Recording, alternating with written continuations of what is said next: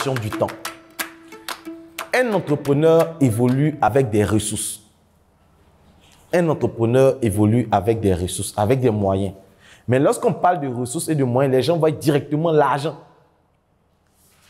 Pourtant, ce n'est pas l'argent seul qui fait un projet. L'un des éléments capitaux qui permet de pouvoir réaliser votre projet, c'est le temps. Et pas seulement votre projet, votre personne, c'est le temps. Parce que le temps, c'est la seule ressource qu'on ne peut pas renouveler. Je veux dire, lorsque vous perdez un temps pour faire quelque chose que vous avez prévu aujourd'hui, lorsqu'on dit on va rattraper ça demain, c'est impossible parce que demain, c'est un autre temps que vous allez sacrifier pour rattraper ce que vous aurez dû faire aujourd'hui. Donc, au fait, on ne rattrape pas le temps. Le temps qu'on l'a perdu, c'est fini. C'est comme lorsqu'on dit on ne peut pas nager 2 fois dans la même eau qui coule. Ce n'est pas parce que tu as plongé au même moment que tu ressors, tu reprends au même moment. L'eau est déjà partie. Tu ne pourras plus nager encore dans ce même temps, à moins qu'on bloque l'eau. C'est pareil avec le temps. Donc, la première ressource, lorsque vous voulez passer d'une idée à un business rentable, c'est de savoir manager votre temps. Malheureusement, les gens ne prennent pas le temps de pouvoir adopter une certaine discipline avant de se lancer dans les affaires. Les gens sont pressés de lancer les business, pressés pour se lancer dans les business sans avoir certains prérequis.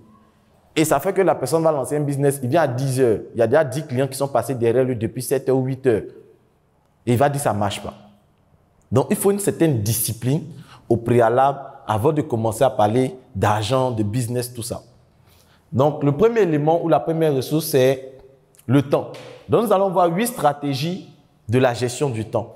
8 techniques, 8 secrets qui vous permettront de pouvoir bien manager votre temps. Et le premier élément, c'est le fait d'optimiser vos temps libres. C'est le premier principe. Si vous voulez bien gérer votre temps, il faut optimiser vos temps libres. Mais la plupart du temps, les gens ne pensent pas qu'ils ont du temps libre. Aujourd'hui, surtout dans ce monde capitaliste et dans ce monde qui devient de plus en plus compliqué, les gens n'ont pas le temps. Il n'y a pas le temps. Quand tu vas voir quelqu'un, non, moi, pas de temps. Hein? Parce que le temps se fait de plus en plus rare. Mais il est important de faire quoi? D'optimiser vos temps libres. Et les temps libres, c'est quoi? Les temps libres, ce sont les moments de la journée où nous ne faisons pas d'activité. Je prends un exemple simple. Pour ceux qui ne sont pas conducteurs, qui ne roulent pas eux-mêmes, qui ne sont pas leurs propres chauffeurs, qui prennent peut-être les transports en commun, soit le bus, soit le Baka chez nous ici, ou le taxi. Pendant que le taxi est en train de rouler, je vais dire, vous êtes libre, vous êtes disponible. Surtout quand on prend le compteur, le taxi-compteur ici en Côte d'Ivoire. Il suffit d'indiquer si le chauffeur maîtrise bien. C'est pratiquement comme si tu es au salon et puis on te guide là où tu vas. Mais pendant ce temps, qu'est-ce que vous faites? Pendant que vous montez dans un bus, qu'est-ce que vous faites? Parce que ce n'est pas vous le chauffeur. Qu'est-ce que vous faites comme activité? La plupart du temps, les gens aiment prendre leur téléphone en train de causer sur WhatsApp. Lorsque vous êtes en train de vous déplacer, que vous êtes coincé dans les embouteillages pendant 1 heure, 30 minutes, 40 minutes, 2 heures, qu'est-ce que vous faites de ce temps-là? Voici ce qu'on appelle les temps libres à optimiser. Voici ce qu'on appelle les temps libres qu'il faut capitaliser. Parce que pendant ce temps, vous ne faites pratiquement rien, à part peut-être tuer le temps, comme d'autres le font. Il y a des gens qui effectuent de longs voyages dans les cars pour aller peut-être d'une ville à une autre. Et je vois des personnes qui luttent pour être là où il y a la fenêtre. Pour la simple raison où ils vont pouvoir mettre les têtes à la fenêtre pour regarder la route, jusqu'à souvent dormir, se réveiller, dormir, se réveiller. Souvent, on te demande pardon. Pardon, il faut me laisser m'asseoir à la fenêtre. Tout ça parce que pendant le trajet, il pourra tuer le temps. Regardez la fenêtre, regardez le paysage. Et souvent, ce sont des voyages d'1 heure, 2 heures, 3 heures. Et pendant ce temps, les gens ne font rien. D'autres sont salariés, parce qu'hier, on a vu comment passer de salarié à entrepreneur. Et la plupart, dans certaines entreprises, la pause, c'est entre midi et 14 heures. Donc, soit 2 heures du temps. Mais je dis que quel que soit ce qu'on veut manger, on ne peut pas manger pendant 2 heures du temps.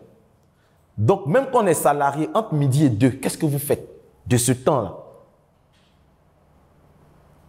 Donc, un bon entrepreneur va chercher à capitaliser sur chaque seconde, sur chaque espace-temps qu'il peut obtenir. Donc, le premier secret de la gestion du temps, c'est d'optimiser vos temps libres, les temps morts.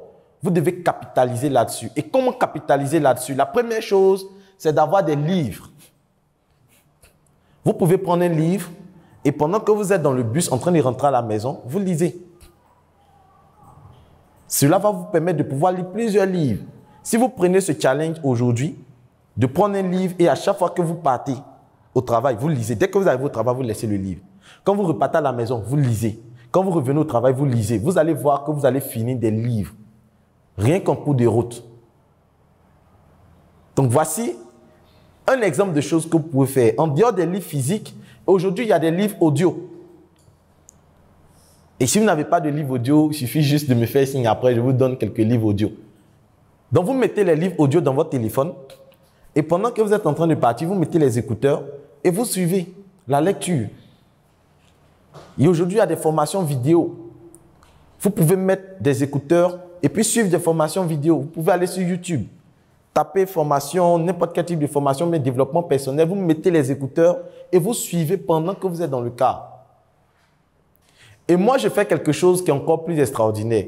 C'est-à-dire, lorsque peut-être je dois faire une saisie, ou faire un traitement de thèse, ou travailler sur un projet, je mets sur l'ordinateur, je vais mettre une formation, et je mets mes écouteurs, et je travaille au fait sur mon projet. Ce qui fait que pendant que je suis en train de travailler, je suis en train de faire une formation en même temps. Et si je vois qu'ils sont en train de dire une partie de la formation qui m'intéresse bien, je stoppe un peu mon travail, je m'en vais reprendre la partie pour bien suivre. Donc, ça me permet en fait de faire deux choses en même temps. Au début, ça va vous fatiguer.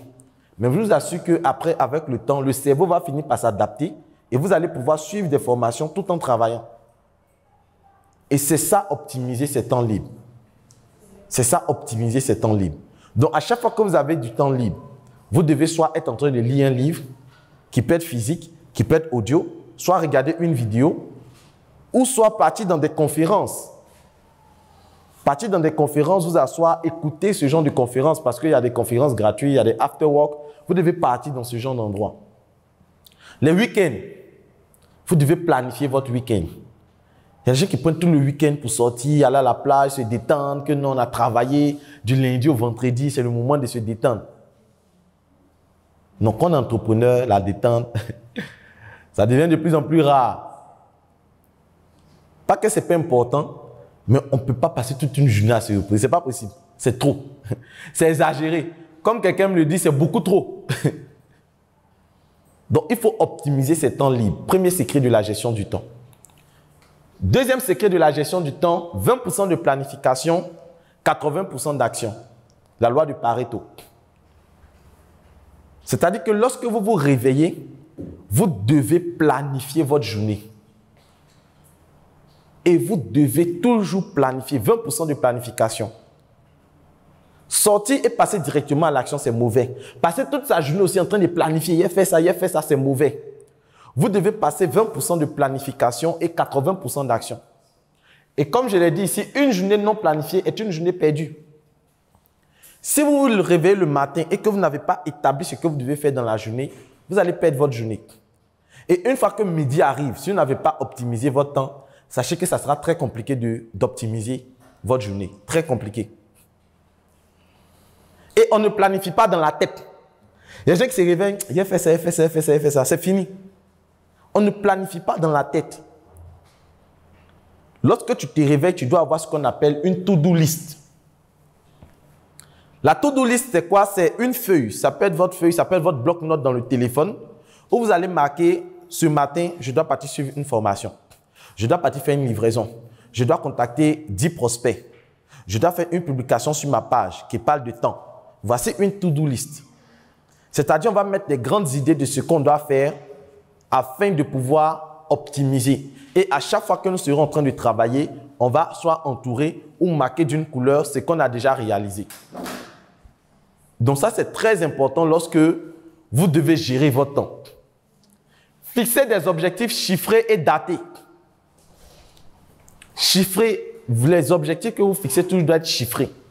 Comme je le disais hier, dire que je vais gagner beaucoup d'argent, ça ne veut rien dire. Dire que je vais devenir riche, ça ne veut rien dire. Dire qu'aujourd'hui, je vais avoir beaucoup de clients, ça ne veut rien dire. Beaucoup de clients, c'est combien? Tu veux avoir combien de clients? Donc, objectif chiffré et daté. C'est très important lorsque vous devez atteindre vos objectifs. Donc, to-do list. Toujours. 20% de planification, 80% d'action. 20% de planification, 80% d'action. Toujours. Et si vous ne faites pas votre to-do list en fin de journée, vous n'allez pas pouvoir mesurer ce que vous avez réalisé concrètement. Et hier, je le signifiais, ce qu'on ne mesure pas, on ne peut pas améliorer. Si vous ne mesurez pas, vous ne pouvez pas améliorer. Donc, il est très important pour vous de faire quoi? De pouvoir mesurer ce que vous faites afin de pouvoir l'optimiser.